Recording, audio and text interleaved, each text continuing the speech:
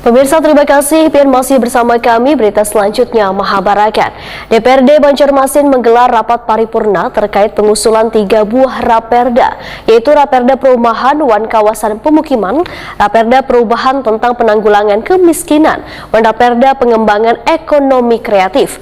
Rapat paripurna yang dihadiri SKPD di lingkup pemerintah Kota Banjarmasin ini dipimpin oleh Ketua DPRD Banjarmasin. DPRD Banjarmasin menggelar rapat paripurna terkait pengusulan 3 buah Raperda, yaitu Raperda Perumahan Wan Kawasan Pemukiman, Raperda Perumahan atas Peraturan Daerah Banjarmasin Nomor 14 Tahun 2011 tentang Penanggulangan Kemiskinan, dan Raperda Pengembangan Ekonomi Kreatif. Rapat paripurna yang dihadiri SKPD di lingkup pemerintah Kota Banjarmasin ini dipimpin Ketua DPRD Banjarmasin Hari Wijaya jelang tengah hari Senin 13 Juni 2022. Hadirin yang berbahagia, dengan demikian 8 Sekretaris Daerah Banjarmasin Ihsan Budiman Wahetakuni Primatipi usai rapat paripurna memedahkan pemerintah kota kembali melakukan revisi pada peraturan daerah tentang perumahan wan kawasan pemukiman lantaran sudah selayaknya harus diatur sedemikian rupa. Ini dapat dilihat dari kondisi pembangunan perumahan pemukiman yang berjalan secara pesat, sehingga harus ada aturan nantinya, ujar Ihsan Budiman, mulai dari sisi perencanaan, manfaatnya, utilitas, dan sarana prasarana lainnya yang harus dipikirkan oleh pengembang. Pada saat membangun perumahan itu juga harus dipikirkan pasum. Lalu pasum itu bagaimana? Apakah pasum itu terdiri hanya jalan, tempat ibadah, kemudian juga ruang terbuka hijau?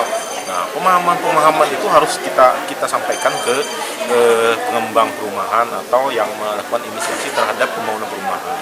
Kadang-kadang kita berpikir hanya sampai ke situ, namun ternyata mengenai fasilitas umum dalam perumahan itu juga menyangkut mengenai TPS. Nah, ini kadang-kadang terlupakan.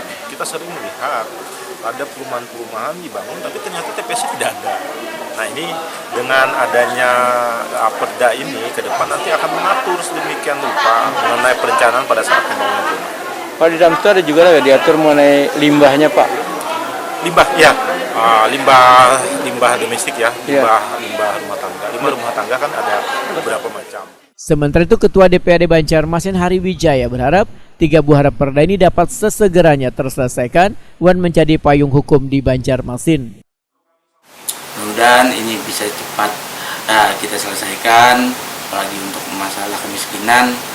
Banyak aturan-aturan yang memang menjadi salah satu kendala dalam